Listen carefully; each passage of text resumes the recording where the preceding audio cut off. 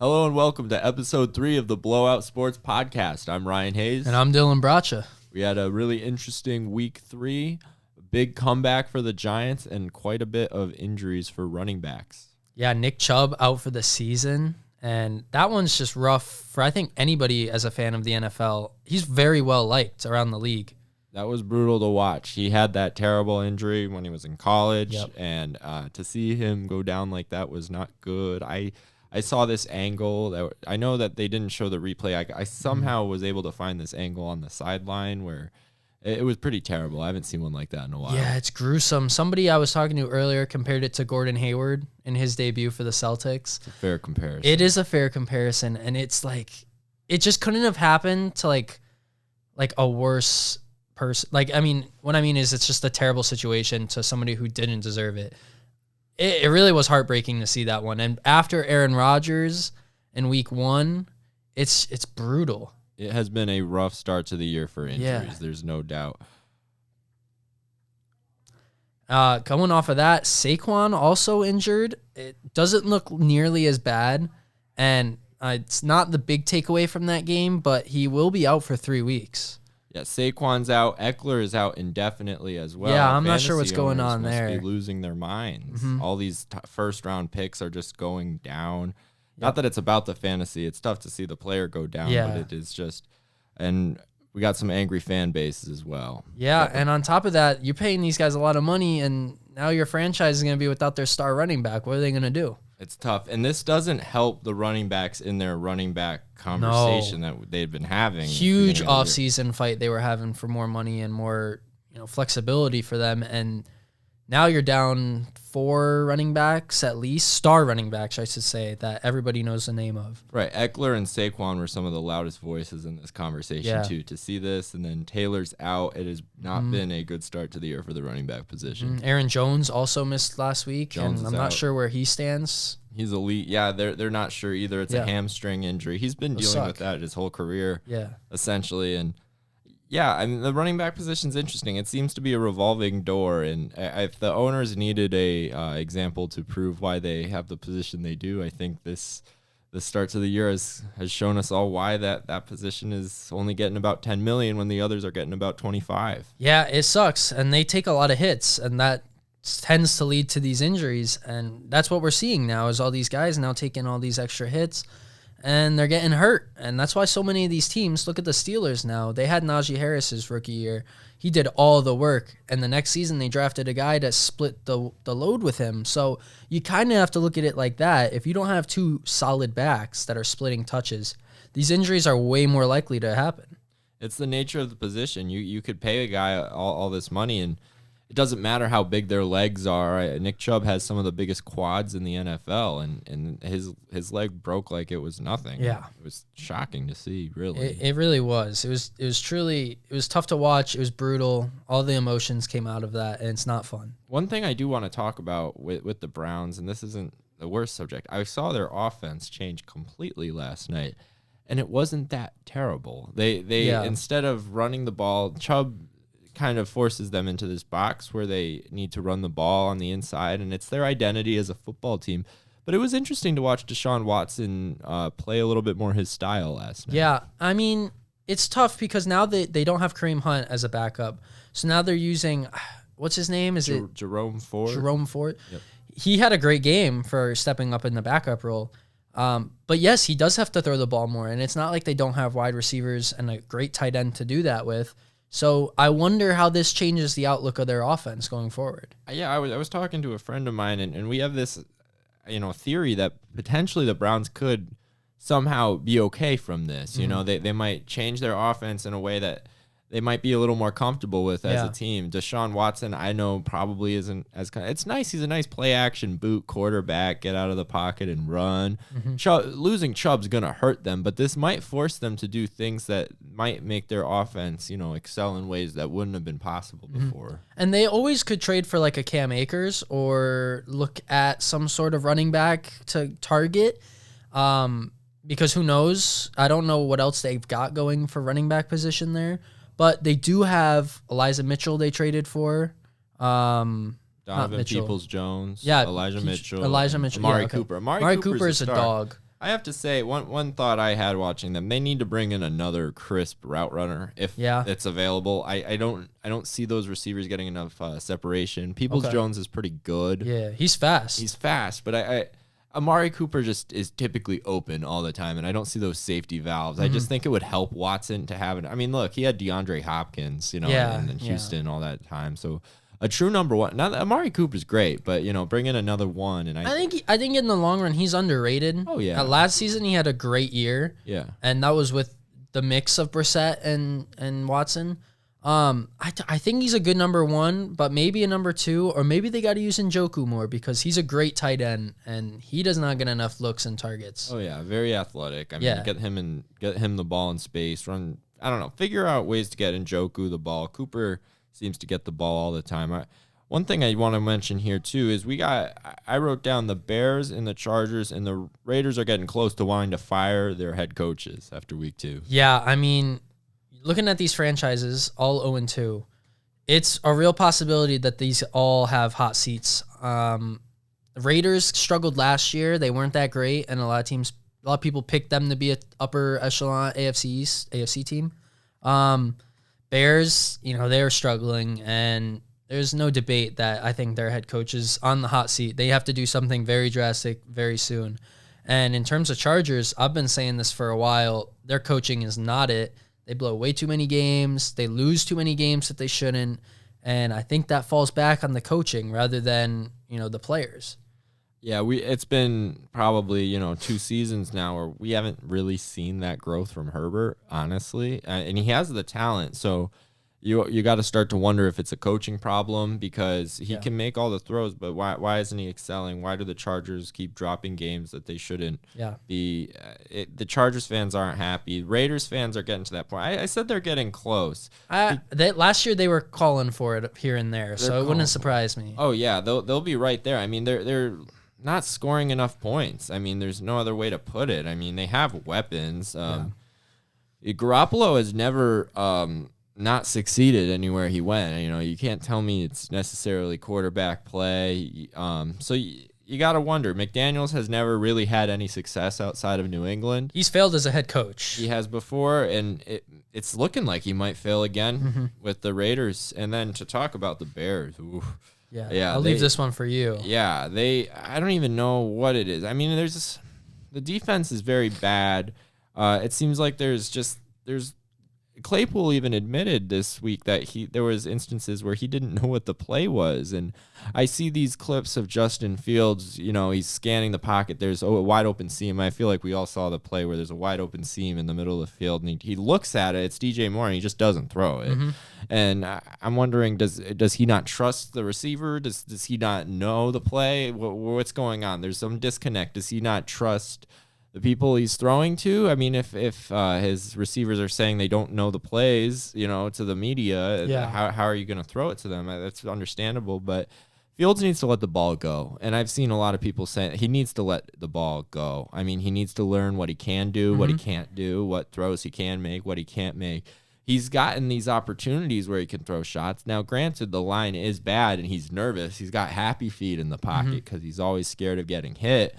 But he needs to take the good pockets that he does get and just try to calm down, honestly. He can step up in the pocket. There's nothing. Just because you step up in the pocket doesn't mean you need to run. There's receivers that he's missing. Fields, he's struggled, but this doesn't mean it's over. A lot of Bears fans want it to be over, but there's 17 games. I mean, they're gonna. It won't always be this bad. I mean, there's gonna be instances where the offense looks good. And if it doesn't, it doesn't. I mean, they're going to have to, they'll probably end up moving on. But I think Fields has success in this league regardless of what team it's for. Well, just to touch real quick on the Chase Claypool thing, that's unacceptable. As a wide receiver to not know what routes and what plays are being run here, that can't happen. You're getting paid a lot of money to do your job here, and that's one simple thing you got to do. You got to know the play calls.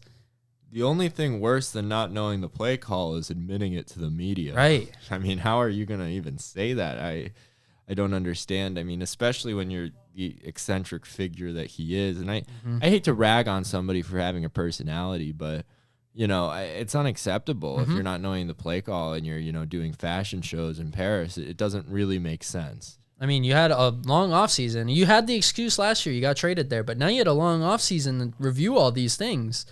What are you doing? Yeah, no excuse. I mean, one thing that was shocking to me, the guy who openly admitted to the media that he doesn't know the plays has more targets this season than DJ Moore, who That's you a traded problem. the first overall pick for. I mean, it's bizarre. I if said you it really last think week. If about the it. Bears want to be successful, they have to target DJ Moore. They have to use him more. Like, it's a recipe for success if you use him. He had a better game last week, but like you said, he's wide open and up the seam. Why aren't you throwing that? He's a great wide receiver. What are they doing as a franchise, really? I mean, if they're getting all these weapons, the weapons are there. They're not utilizing them. Komet needs to get the ball more. Yes, he does. They just need to stop running. They ran the same screen pass twice in a row to lose the game. Shaq Barrett knew what the play was, and he just stuck his paw out and got it. There was because he knew the play. I mean, you can't. It was like Madden, you run the hurry up and you just don't change the play. Yeah. You're stuck in the same set. On a 2-minute drive, I mean, they had an opportunity to win that game. And They did. I mean, you used to be like, Fields ought to kill that play. It's like, yeah, but that play shouldn't be called. It shouldn't be called first regardless. place. Yeah. And they ran that screen a million times. I mean, It's an easy tell, too. When the linemen drop over and the defense can just come up, it's a screen pass. in the drive, too, where Claypool had the touchdown, they were letting it loose. Fields was going down the field. They looked great. They looked like an NFL offense. I don't know where that was. They keep trying to establish a run game, in the I formation with a non-existent run game with your backup running backs. You got to stick to what you can do. Let's get some zone reads going. Yeah. Move these pockets around, if the standard thing isn't working. I don't know why they would try to beat a dead horse, but maybe they'll learn before week 7 this year that they can't just run an Aaron Rodgers offense with Luke they're Getsy. gonna be rough going this week. We'll get to that later, but they do got to learn at some point. They do. Now, we're gonna go over some injuries. We've already been over a few of these. We went over Barkley and Chubb. Got David Montgomery is day to day. Yeah. He sustained an injury in their game. Aaron Jones still dealing with that calf, is listed as questionable for next week. Jalen Waddle is in concussion protocol. A lot of wide receivers have been going into concussion protocol. A lot of receivers, a lot of big hits being taken. Odell Beckham, it just came out. He will not miss any time. With Really? his He's injury. not? Yeah, he's good. Okay. Which I thought he was going to miss a surprising. few weeks. I thought they were even going to hold him out a little bit because it's their receiving core has been pretty impressive. They're getting production out of Devin Duvernay and stuff like that, so I think they're okay. Yeah, they are. Eckler, the no timeline on his injury. That one could be a long That's one. brutal for them, too. Brutal for the Chargers. Brutal. Fantasy owners. Fantasy owners. Yeah. That's what I was He thinking. was a pretty high draft He pick. really was. He was a lot of people's first rounder. Yep. Guy in my league has Eckler and Chubb. That's brutal. I know. What a good stack I know, he until was stacked that happens. Until he wasn't. Buda Baker is on the IR. Yep. Deontay Johnson Just got put on the IR as well. Yep. And Cooper Kupp is expected to return week 5, according to Sean McVay. And Joe Burrow could be missing the Monday night game this week against the Rams. Didn't look good. He was limping after that Yeah, he was last struggling. game. I remember, I think I even said I didn't believe Joe Burrow about his calf injury. I thought he was just trying to miss I thought he again. should have missed a couple games, honestly. Maybe 1 or 2, and they could have. They're still 0-2. So if you miss those games, you don't know what happens, but you're in the same boat regardless. You're 0-2 right now, and you're still dealing with a calf injury. That's not good for your long-term success. Yeah, forgive me. I thought he just wanted an extended vacation. I thought he wanted that summer to be extended. I guess, yeah, that's tough. I mean, it's a plant leg. Yeah, that's no good. Hopefully they get him out here. I mean, sit him against the Rams so you can play him against the 49ers, in the Super Bowl when you need Yeah, him, right? If that's going to be the matchup, wouldn't you rather have Joe Burrow there? I'd say so. I don't know. Yeah. I'm ready for some game picks if you're ready. All right, yeah, to let's make some game picks. All right, let's do it. We got our first game of the week, our Thursday night matchup. We got the New York Giants coming into San Francisco to play the 49ers. This is a second primetime game for the Giants. Second primetime game already. Yeah, and I'm not going to lie, this might not be much different from the first. They had a great comeback against probably one of the bottom tier teams in the league. So, I mean, it is good for them for winning that game because if they lose that game, their season is just about over because these next couple games will not be easy for them at all. Starting with the 49ers, I'm going to stick with the 49ers here. Like I said last week, they are way too dominant to pick against. And until they prove otherwise, I'm riding with them. They're just such a difficult team to have to play against. They have they just have, just great coaching all around. Their zone running scheme is incredible. They add McCaffrey, which is basically unfair to add him to that mix. It's they got an incredible thing going. They got, great quarterback play with somehow Mr. Irrelevant. They got him going. Seems like the 49ers can do no wrong. I'm taking the 49ers, of course. Yeah, it's a good pick. Yeah. All right, second game here, we got the Falcons coming into Detroit, play the Lions. That's going to be a good game. The Lions come off beating the Chiefs and then losing against the Seahawks. Not what I expected, but I'm going to stick with the Lions again this week. Good on the Falcons for being 2-0. They also had a good comeback last week. But I don't know if they have a team that can beat the Lions yet. I'm going a little different this time around. I really like what the Falcons can do. I think Bijan's pretty incredible. Oh, he's great. I think Arthur Smith is going to dial up some things that are just going to make Dan Campbell's mind spin. I don't think he's going to be able to do it. I just think the Falcons, I like what they have going. I think Ritter can make the throws. And I think their defense is very, very underrated. They showed up against the Packers. They held them when they needed to. There were some people that were a little high on the Falcons. They made some signings. They got Campbell. They made a lot of signings. They got some great players now. So I like the Falcons, and I'm taking them too. Okay. Chargers, Vikings in Minnesota. This is a tough one. Some angry fan bases. Some 0-2 angry fans. Both 0-2. Both teams that are very heavily underperforming in terms of defense. We're looking at a team that might not have Austin Eckler. We're looking at a team that, I'm just going to say it, is poorly coached, in my opinion, in the Chargers. So with that, I think the Vikings finally steer the ship here because they have a really good offense. And if their defense can string up enough, I think they can really hang on to this one. This game could go either way. This is going to be, it's a hard game to even know how it's going to go. I mean, I think I'm picking the Chargers first and foremost. Okay. Laying it out there. I think they have more talent, though they squander that talent on a week-to-week basis. Yeah. I think it's got to show up at some point. I think they are a way more talented team than the Vikings on paper.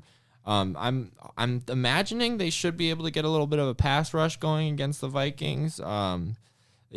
They both should get to the quarterback a little bit. It's about time they start to show up. And I think the Vikings are honestly a good team to do it against. I think their defense is a little bit weaker.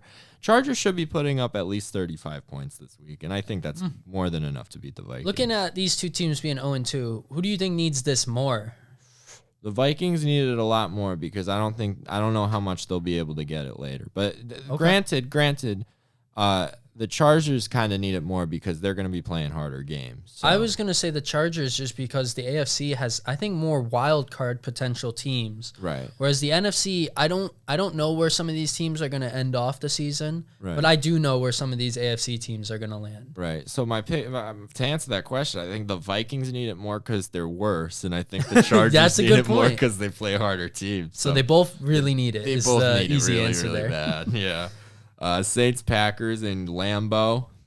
This is gonna be a good one. Packers need a bounce back. They need a bounce back. They had that game in hand, and that's what I mean by that comeback. They were winning. They were, and the Falcons took that one, and the Saints now are 2-0. They've looked good, and they have something to prove too. They're trying to run this NFC South where the Falcons are 2-0 and the Bucs are 2-0. So they kind of have to keep winning to keep distance there. That being said, though, can they beat a team as good as the Packers, which they've shown up on multiple occasions? I'm going to say yes. I'm taking the Saints. Oh, I'm taking the Saints, too. I think they're incredibly stout. I think Derek Carr is a really good quarterback. They have some just really good receivers. Michael Thomas, Rashid Shaheed. Yeah. He's got a tough name to say fast. And Olave. I love Olave's It's just like game. a dream almost. You got these really, really good route running short receivers for Carr. Carr is just the perfect quarterback for that system. Yeah. I like the way they're using Taysom Hill still. They have a very creative running scheme. That team's only going to get better when Kamara. I was about to say they're too. 1 week away till Right. Kamara returns, and if they can survive 3-0 without Kamara, That would be great. that would be very good for them. The Saints are always going to be tough, and they just keep it going. I mean, it's incredible, honestly, losing Sean Payton. I thought that was going to have this big effect, but the Saints just seem to be one of those teams that are Yeah. just always good. They still have talent. That defense, I think, is upper echelon defenses. Cameron Jordan, Demario Davis, they Mm-hmm. got some really, really great players on the back end. Marshawn Lattimore. Yeah. They are a great team, and I'm picking the Saints. Yep. Texans and Jags in Jacksonville. Yeah, I'm going to just come out and say the Jags here. The Texans haven't shown me enough yet for me to pick them. Agreed. Trevor Lawrence bounce back game. Yeah. Get the ball to Ridley. You're gonna have the opportunities. Run the ball. Get ETN going. It's a confidence builder for the You got to Jags. play better, and he didn't have that great of a game last week against the Chiefs. If you don't come back and show that you still got it, You don't you're want going to have a rocky road. It's still a divisional game. You Mm-hmm. can't just, write them off. But this should be a game where the Jaguars can probably get things going. Yeah, a little I bit agree. for them. Broncos and Dolphins in Miami. This is a pretty big one for the Broncos. Yeah, Broncos 0-2 again. They gave up a massive comeback, and they had a chance to tie it up at the end, and they failed to convert on a two-point conversion. That being said, Miami, I'll give them props. They look great. They took it to us last week, and questionable call to end that game, but I do think Miami wins this game. Oh yeah, Miami. They have a very good offense.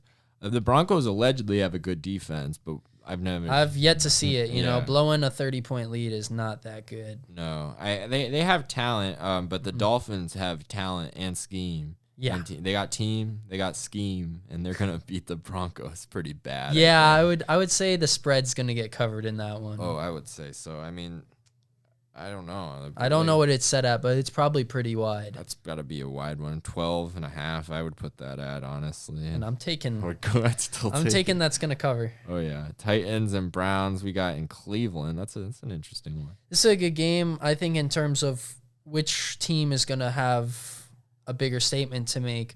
The Browns now have to come into this and think, what are they gonna do without Chubb?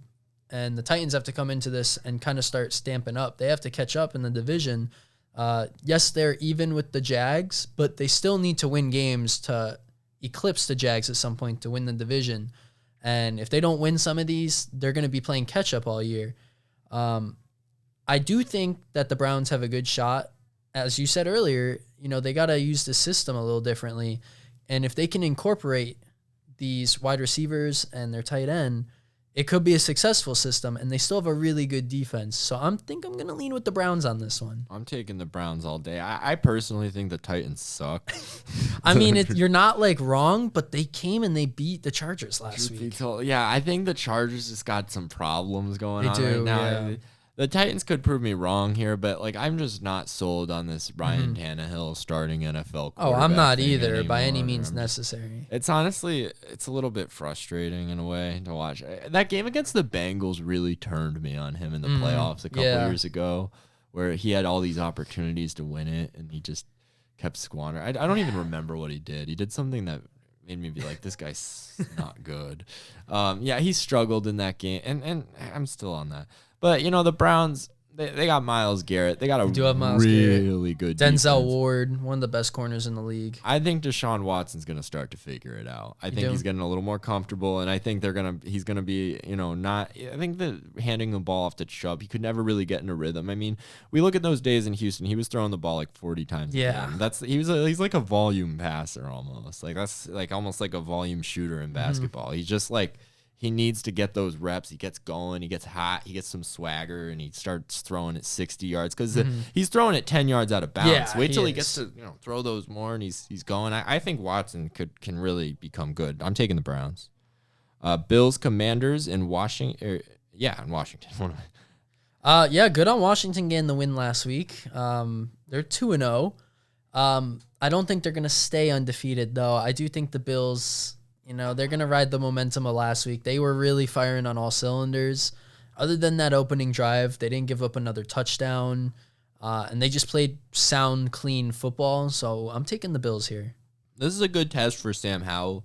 I'm interested to see how he does against a really good NFL defense. Because I personally think he's a really good quarterback. I really like what I've seen from him so far. He's shown up. He has. He's makes really elite throws. He doesn't make too many mistakes. This will be a really hard game for him. I wouldn't be surprised if he has a couple of turnovers, but I'd like to see the Commanders put up like 24 points. And I think if they can do that, that would be a success. They're probably not going to win this game. Obviously, you want to win all the games you're in, but they can probably put up some offense and like stay with the Bills and be competitive with them. I think they should feel really good about that. Yeah. I think the Bills are going to win. I think they're a Super Bowl contending team, and I don't see them stumbling here against the Commanders. Give me the Bills. Okay. Colts, Ravens, we have in Baltimore. What about this? Is Anthony Richardson going to play? Once again, we have this question mark on him. Question. He self-reported a concussion mid-game and did not return. Fortunate enough to get the win behind Gardner Minshew, but that's an interesting thing. Usually players play through it, and I'm not saying they should, but usually you hear about after the game they go into a concussion protocol and all of a sudden they have one. So, I mean, good on him for being able to know, but now he was held out of the whole game. If he's not playing, I don't give them much of a shot. I think he brings the explosive factor to that team that they don't have with Gardner Minshew, and I mean the running ability of him. So for that reason, I'm going to pick the Red Hot Ravens. Oh, yeah, Ravens all day, regardless of who's playing quarterback for me. I think Richardson is really fun. The Colts needed something like Anthony Richardson so bad. Yeah, last year they were really bad. They were so tough to watch. They needed something to ignite their fan base and just get them going. Gardner Minshew is not a bad quarterback. He will keep them in the game if that's what they have to do.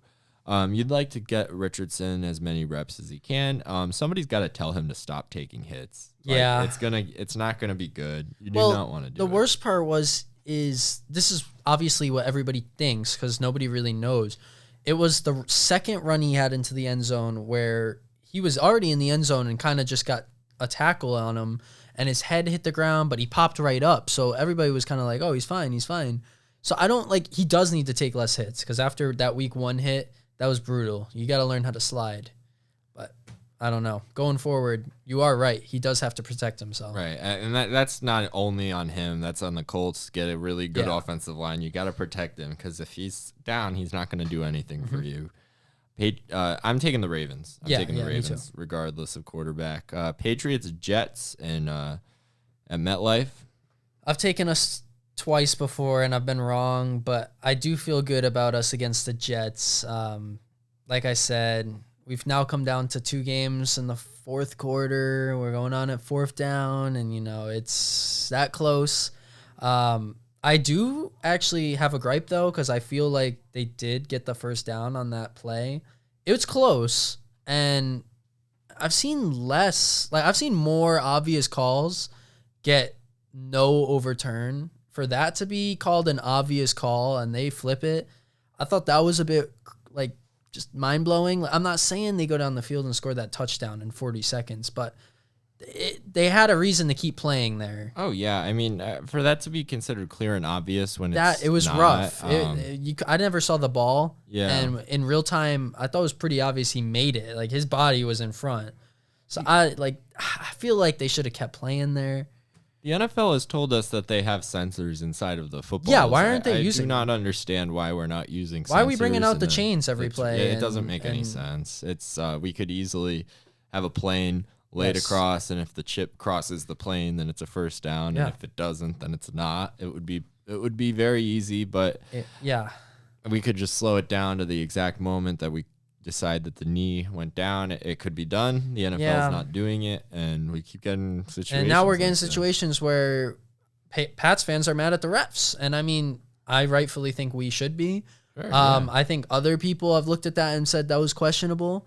I listened a lot to the Pat McAfee show, and he thought it was very questionable. He brought up the same thing with the chips and the footballs. Why aren't we using these? Yeah, let's just get a clear and concise answer, and let's move along. There's no reason not to. The same thing with field goals. There's no reason that a sensor couldn't be put on top. I mean, we're getting these review things that can map the football in game time. We don't need the guys underneath to say if it's good or not.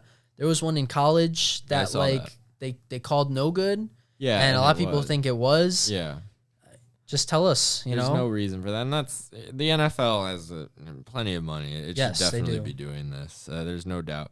I'm taking the Patriots. I think Bill Belichick's going to have something for the Jets. The Jets have a great defense, so I think it's going to be a really low scoring game. I just think, Bill Belichick takes pride in making people like Zach Wilson have terrible games. Yeah, and I think he'll do it again. I never actually got around to saying it, but yes, I take the Patriots too. We've owned the Jets post Brady time, and that's the only team I think we've actually had a steady grip of beating. I mean, Zach Wilson was not able to move the ball on us last year. I don't see him being able to do it again. This defense has shown it's pretty damn good, so I think they're going to be able to show up. At least the defense can beat the Jets alone. So I'm taking the Pats. Sweet. Panthers, Seahawks in Seattle. That's a good game. I think the Seahawks are going to take this one. They're gonna ride the momentum that was last week beating the Lions. The Panthers have looked good. I think they looked really good on Monday, actually, considering they played a pretty good Saints defense and their offense was moving the ball pretty well. But I do just think that they're not ready yet to take that step.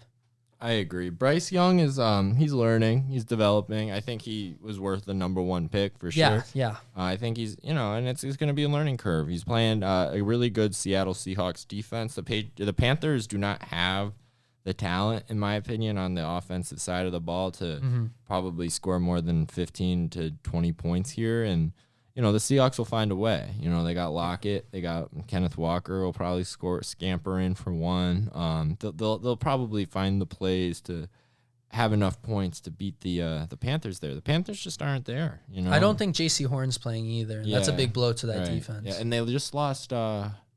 Who got hurt last night? It was Shaq Thompson. Oh, was it? Shaq Thompson. That's a big blow too. I'm pretty sure it's going to be a long injury for him. He went down and carted off. So, yeah, some injuries on the Panthers side of the ball. I know DK is questionable, but I think the Seahawks. Yeah, I agree. Bears, Chiefs. Oof. Why do they got to do us like that? Yeah, rough start, and to make matters worse, you got to play the Chiefs. The Chiefs? I mean, I don't even know. It doesn't even seem like these teams should be allowed to play each other. It doesn't. They're not on the same caliber. Yeah, I mean, I'm looking at this as hopefully a good measuring stick for Travis Kelce to get back on track. Agreed. As a fantasy owner of him, I need him to start playing to the level that he plays at every other year. He had 11 points, I think, last week.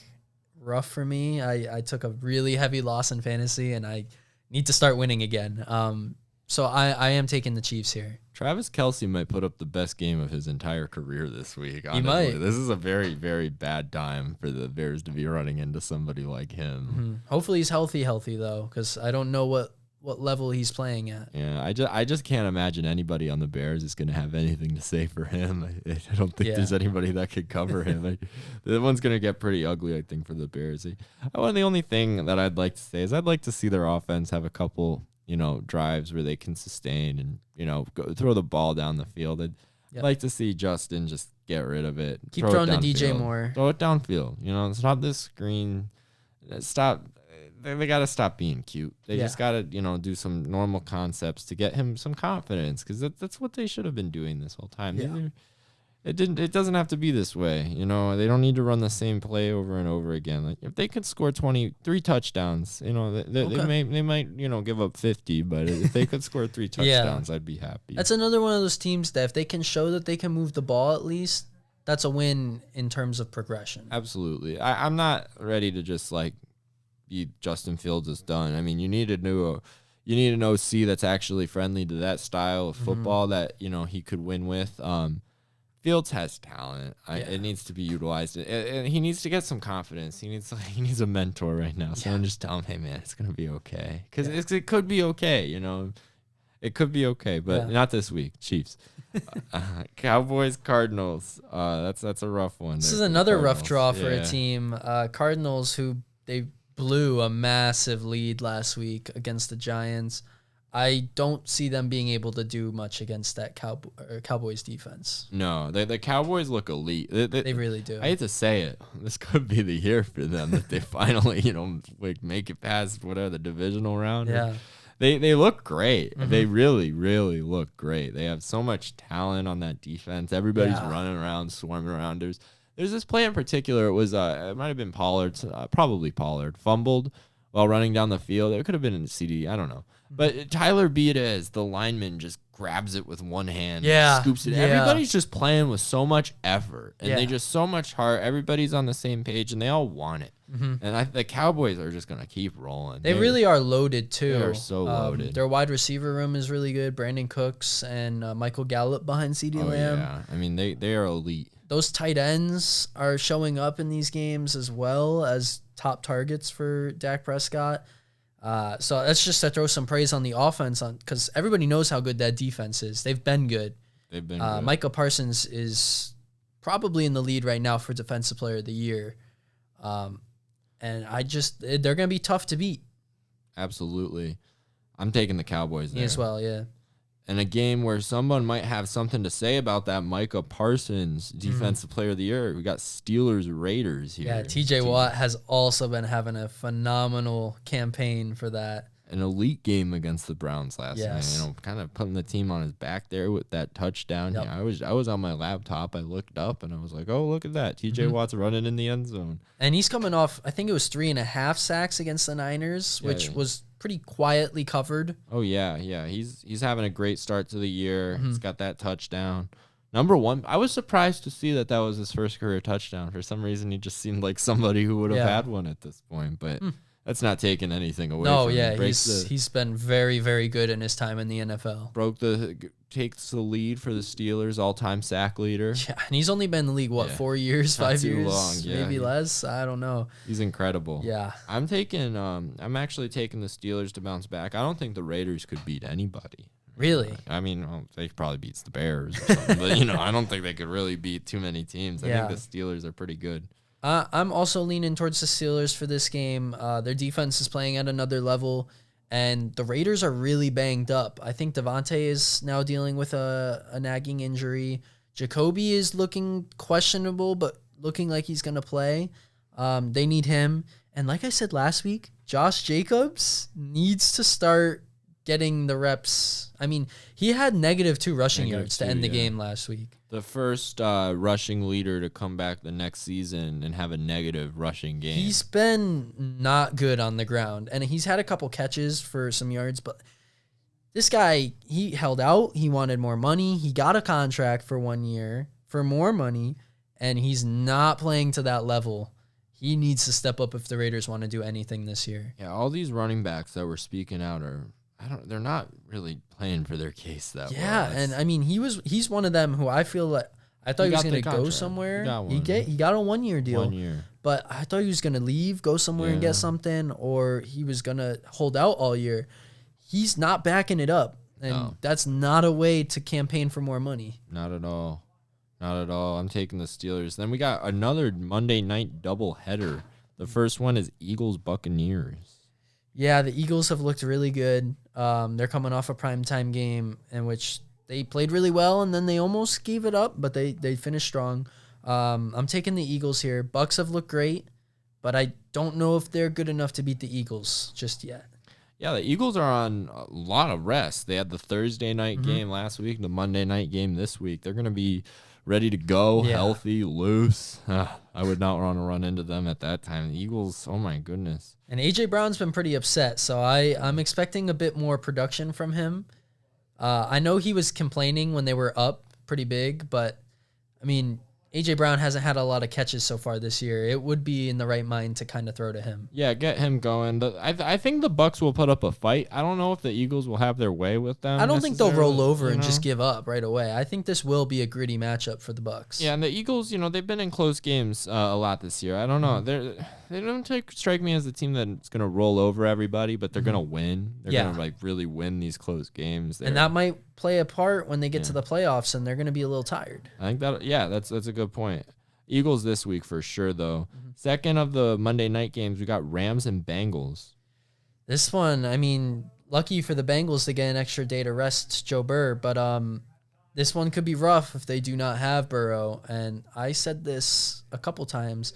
He needed to rest those first couple games. He needed to make sure that calf was strong enough to play this season. I think they rushed him back. I don't think he was fully ready. And I think that's why we haven't seen him at the elite level he has been at. And now he's re-aggravated it. He's not really confirmed to play. And if they're smart, they really should hold him out because he needs to be healthy. You need him at the end of the season when you're in the postseason if they make it that far. For that reason, though, I'm taking the Rams. I'm taking the Rams too, and the thought I have here is if Joe Burrow doesn't play, then it's Rams against no Joe Burrow. If he does play, he's still not at 100%. Not looked good, so right? Then you're playing a quarterback who's not at 100%, and that's not good. That's what I thought about week 1 when they played the Browns. It's Yeah. like if he's gonna not be 100%, you can't play him. Right, and the Rams have been pretty good to start the season, putting up good performances against 2 division rivals. This could be an opportunity for them to, maybe not play somebody so familiar. And Yeah. Super Bowl matchup, I just realized. Super Bowl Yeah, rematch. you're I right. just This is the realized, Super yeah. Bowl rematch. So maybe Joe Burrow is gonna have that itch to play. Yeah, maybe. But I think it's in his best interest to not play. I would agree. I mean, they're going to want him at the end of the year, but they're going to have to make it there, too. They do. I mean, 0-3 is going to be rough to come back for. Especially with the Ravens, They playing do, so yeah. well. And They're going to have Browns to don't be a look wild bad. card team and win on the road. But, I mean, that's how you set yourself up going 0-2. Yeah, they're going to have to find their wins at some point. They've done it before. I'm not saying they're going to be counted out, but it's a rough road. Agreed. I'm taking the Rams in that game, too. Yeah. For sure. So that's it for picks, right? That's it all for of picks. them. That's all the games for this week. Just a little recap because we finally tallied. I won both weeks so far in the pick'ems. I'm up. What did I say? It was You're up. You got 19, 19 right to my 15. yeah, right. that's what I thought. So I'm currently winning in terms of predictions. I don't feel as good this week as I have the past 2, but I do feel good about having the bragging rights so far. I had to lock in with my picks this week. No more upsets. Nothing more. Yeah, silly, you were a no little more safer. Bears You were a little homering. safer. Oh yeah, I went a little going safe. against the Bears. Oh yeah. I luckily was playing the Jets, so I felt good about picking the Pats this week. Yeah. We went a lot of the same picks this week. Not much room to gain ground, but hopefully we get them all right. Yeah, I mean that's what we always hope for. I Right. mean, we have a couple differences here and there, but Uh, that's what we're hoping. Of the 8 teams that are 0-2, I want to ask, who do you think? Let me just say this: rank them 0-2, and I'll list them all out for you. okay, yeah. So we have the Bengals, Bengals, we have the Vikings, Vikings, the Chargers, Chargers, the Pats, Pats, the Bears, Bears, the Broncos, Broncos, the Texans, and the Cardinals. Cardinals. All right. Best to worst, I want to hear it. The Bengals are the number 1 team there Mm-hmm. for sure, and then the Chargers I think are the number 2 team. Who else was in there? The worst team might be the Bears. Okay. They've been- Homer Bears pick for last. I'm just so down on them right now. I don't actually think they're last Yeah. necessarily, but They have not played like they're much better than those other teams. they're just disappointing me so bad. I know they have the talent. The Cardinals are probably worse than them though too. The Raiders might be very bad. Yeah, but also. they have a win. They have a win. Yeah, they beat the Broncos. Oh my Yeah. god. Yeah, they're pretty bad. Pretty bad. Yeah, the Broncos are pretty. They're an unfortunate team. Uh-huh. I don't even have them all organized in my head enough to have a Yeah, ranking. that's But fair. what's your ranking? So I also have the Bengals at 1. They have the most complete team and coaching staff. Now that will boil down to if Joe Burrow's healthy in the long run. I have the Chargers at 2 just because, again, you have talent there, and talent speaks a lot. I'm not saying they're a Super Bowl contender, but they are a strong team on paper. Vikings at 3 for me. I'm still really high on that offense. I think it's enough to win them a lot of games. I see them in the playoffs at least. Like that's a pretty good team. I do have the Patriots at 4. We're better than the record says. We've played 2 top 10 teams, 2 top 5 teams. A lot of people are trying to argue the Dolphins are up there. And we've kept it close. We've only lost by 7 and 5. I like that. I have the Bears then next. I'm a little higher on you than them. I think after this week, they might start to figure something out. I don't know the rest of their schedule, but I think in the long term, Justin Fields is going to figure this out. Then I have the Broncos, not high on them, but I just think they have more talent and the Texans and the Cardinals. And that's how I finish off the list. I do Texans, then Cardinals. That seems like a pretty fair list. That seems Yeah. pretty accurate. I wasn't gonna put the Bears. I just don't even know what to say about them right It's now. rough. It is rough. Yeah, it's rough. But I agree with you on Justin Fields. I think he finds a way to right this ship. Even it seems impossible right now, but last year it seemed impossible too. Yeah. People forget. People were really down. They I were. wanna remind people he had it was 500 yards after 5 or 6 games or something. He threw a lot of interceptions, and then he had that game against the Patriots, and all of a sudden everything was okay. Let me remind you, they didn't win a game there. They can figure some things out on offense. Their defense needs to show improvement though if they want to start winning any games. So yeah, it's a two-sided game. Right. If you're gonna win on the offense, you also have to show up on the defense because shootouts are very tough to win. yeah, especially you never want to put your team in that position. They're rebuilding. You want to start to see some plays. You know, Eberflus comes in. You're expecting turnovers. You're expecting big hits, and I'm just not seeing it. I'm not seeing that too much. I want to see more aggressive calls. I want to see more blitzing. I want to see the corners, run on things a little more aggressively. I just want to see more aggressiveness on the team because they have the talent. They're playing far too conservative. Outside looking in, I want to see more in general from them. I want to see more. It's a pun. I want to see more of DJ Moore. Yeah. But they do need to show up on all sides of the ball, and they need to do it very soon. They do. Otherwise, they're probably going to be clean and stab, everybody. Yeah. They might give the GM one more rear, but We'll see. know. Yeah. So other than that, I want to shift a little bit real quick to a baseball conversation. Haven't done that yet. But the superstar Shohei Ohtani has packed his bags. He is done with the Angels as of this season, setting to be a free agent this year. So I just want to hear some of your thoughts on that. Maybe a prediction on where you think he's going to go, and maybe how much money you think he's going to make. Oh my goodness. He deserves a lot. I mean, if you compare what he does to some of the other contracts, then he's worth $1 billion. I don't know if he'll get that, but with how baseball players are paid, They get a lot of money. Yeah. But, Ohtani is incredible. I mean, to do what he does on both sides, it's really sad that the Angels have squandered him. Him and Mike Trout, to be fair, their whole who payroll. they've said openly they might be willing to trade. Yeah, they've spent all this money on all these different players over the years, and they've never been able to put anything together. And they get Shohei, and they make him so upset, that he's leaving. And Yeah. it's just what are they doing as a franchise? It's just so Rough. It's rough to watch that. yeah. So let me ask, where do you think will he resign or does he leave? No, I don't think he resigns. I mean, he maybe. I know he probably wants to play on the West Coast. I would just guess. The Dodgers are obviously an option. I don't know if the Giants are in on him.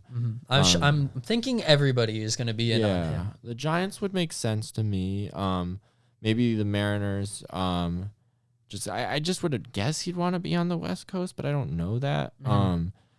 The Yankees will obviously make a play for him. Yeah. I'm guessing, but I think he stays on the West Coast. Okay. Do you have a prediction of how much money? Oh, I don't know, 700 million, right? I mean, if the best hitters in the game are getting 400, Again, then more than that. Some of them. right? So how is Shohei not going to get that if he's the best basically on both ends? Well, the question brings in the injury. He won't Right. pitch till 2025. I just read. He will be ready for the start of next season, but won't be pitching at all next season. That plays a factor. I also have to imagine he's not going to get.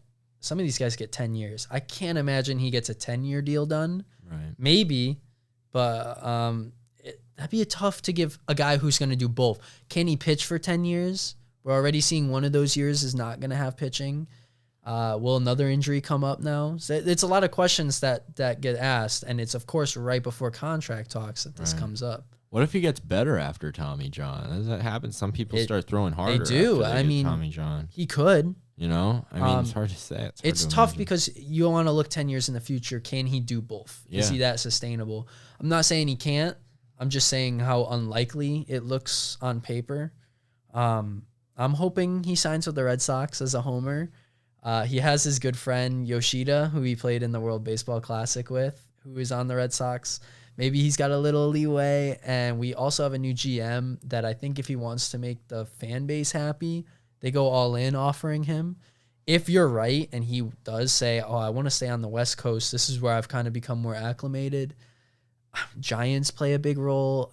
You know, I don't know who Dodgers, if they can somehow get him and all the other talent they have, I just like that turns me away from baseball a little bit. Yeah. Because they have so many stars and it's like, what's the point? And they don't even win every year. It's just like they all have these massive deals and it's like, it sucks as a fan to see, oh, I like Mookie Betts. He's on the Dodgers. Oh, Trey Turner, he's on the Dodgers. Yeah. Share some of the wealth. Yeah. I know they don't want to, but it's like, it's rough. All these other teams have a salary cap and this and the other thing to kind of balance. It makes it tough. So I hope he doesn't go to the Dodgers. Any other team besides the Yankees, I'd be a little more accepting of. I agree. It's unfortunate how baseball just is. Those two teams in particular, like, Yankees and Dodgers, kind of eat everything up do. And they take up all the air in the room.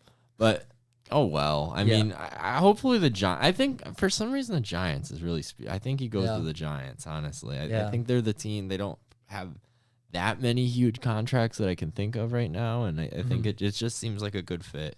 I mean, we're gonna have to watch the postseason go through. First of all, I don't know if he's gonna be like, oh, they won, so let me join them. Yeah. That could be a part of it. He's been on a team that's lost every year in terms of a whole season, and he's put up great numbers. He's won the MVP twice.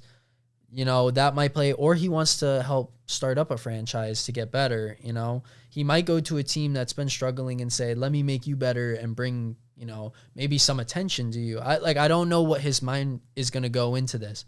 Maybe he's talking to Trout and he's saying, oh, you're going to get traded. Why don't you go where I want to go? And then I'll just sign with you. There's so many things that can happen with this that we're obviously looking months ahead, but it's just something that keeps coming up. And I'm excited to see how the Ohtani sweepstakes works. Yeah. And I think it's just going to be super fun when that comes to that time. Is it going to be a bidding war? I think yes. I think every team is going to have their hat in there. So I'm excited for that, and that's why I wanted to bring it up. It will be interesting to see. There's no doubt. And that's all for today. Yeah. That has been episode 3 of the Blowout Sports Podcast. Thank you very much for joining us, and we will see you next week.